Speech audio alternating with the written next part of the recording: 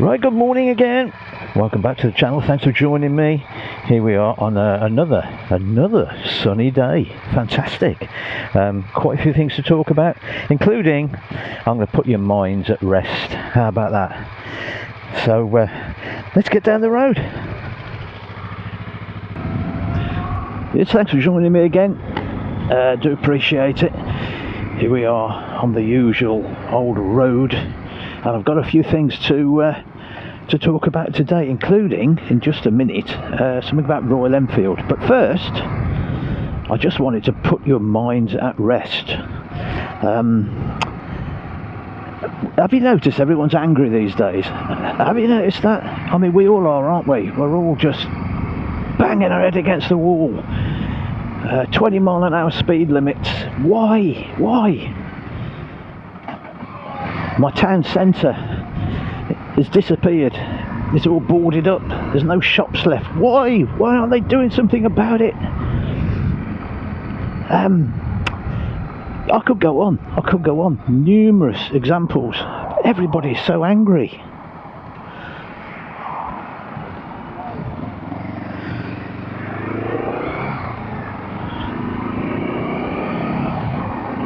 What's wrong with these politicians? Don't they get it? Don't they know what we want? I could sort it out, and we're all shouting at our TV screens, fists in the air. Why are they doing it?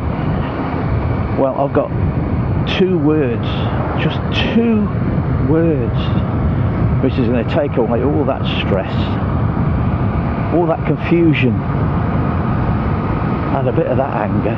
Well, maybe not the anger, but all the stress and confusion will be gone. And it took me quite a while actually to get round to this. I thought it was all conspiracy theory and a lot of nonsense being talked, but I'm afraid it isn't. And all you need is to understand 2 words, and all that fighting spirit starts to go, and you can relax. And you suddenly understand what the hell is going on in this world. Okay, just 2 words, here they go, you ready?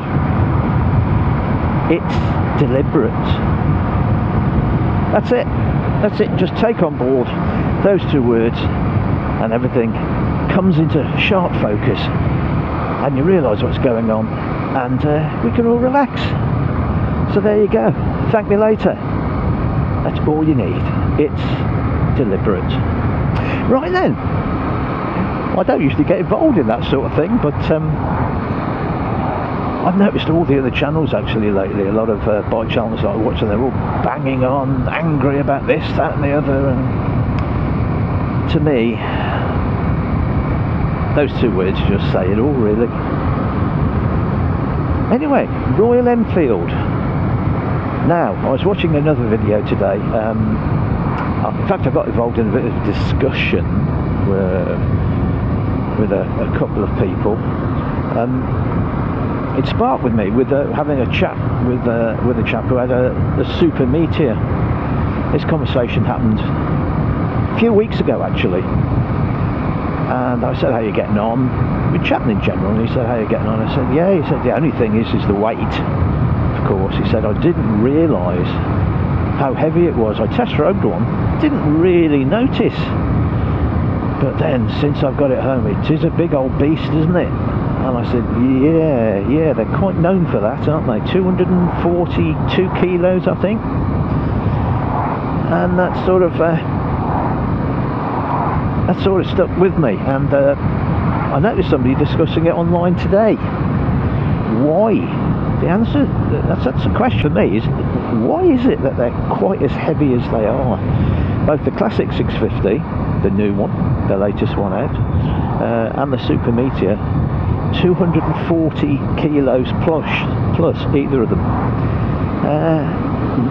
But the question is why, isn't it? I'd love to actually strip the bike apart and weigh each individual component and see where that sort of 40 kilos of seemingly unnecessary weight actually comes from.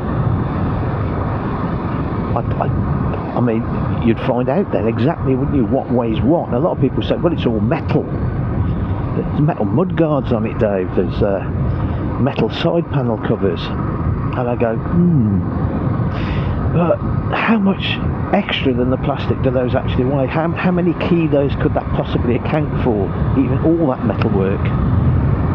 And you look at it and think, a few, a couple, 3, 5.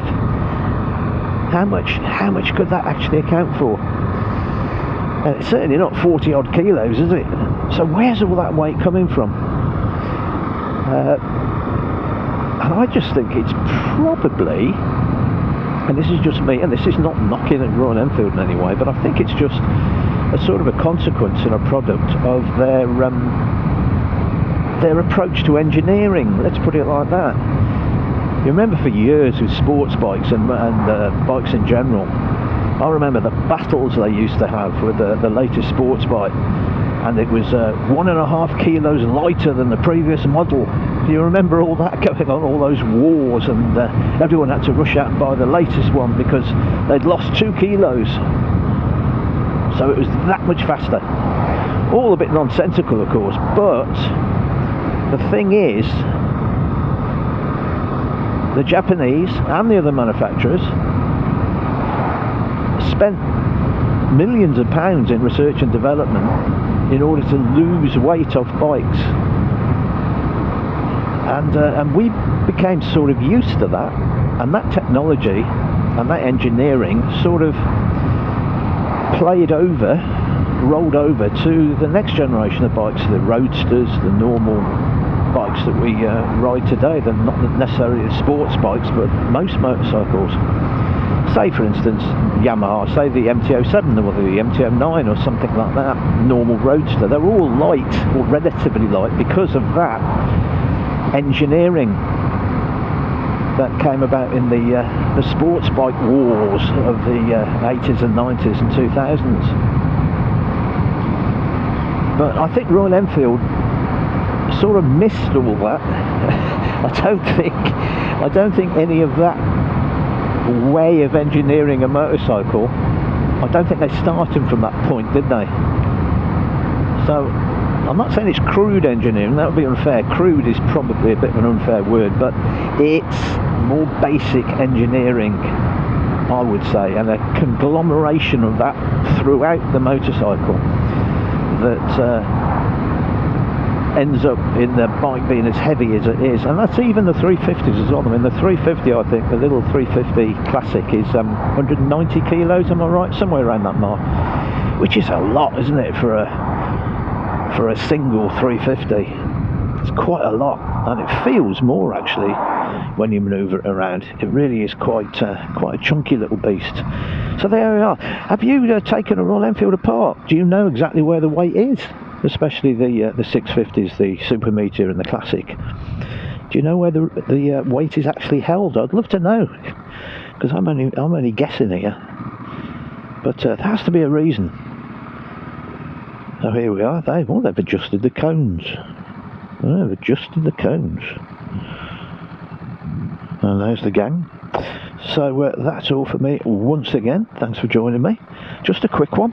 If you've got any ideas as to why Royal Enfields weigh so much, please leave it in the comments. That's all from me. Thanks for joining me. See you in the next one. Bye for now.